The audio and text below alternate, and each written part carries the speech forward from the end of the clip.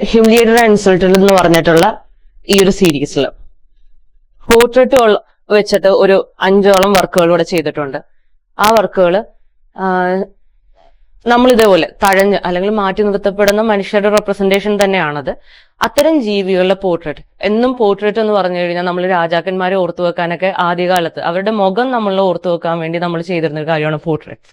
അപ്പൊ എന്നും സുപ്പീരിയർ എന്ന് വിചാരിക്കുന്ന ആളുകളെ തന്നെ നമ്മൾ കാലത്തെ അതിജീവിപ്പിക്കാൻ വേണ്ടി ചെയ്തിരുന്ന ഇത്തരം പോർട്രേറ്റുകൾ ഇത്തരം കുറഞ്ഞ ജീവികള് അല്ലെങ്കിൽ നമ്മളുടെ സൊസൈറ്റിയില് നമ്മൾ മാറ്റി നിർത്തപ്പെടുന്ന മനുഷ്യരുടെ റെപ്രസെന്റേഷൻ ആയ ഈ ജീവികളുടെ പോർട്രേറ്റുകൾ ഇവിടെ ചെയ്തിട്ടുണ്ട്.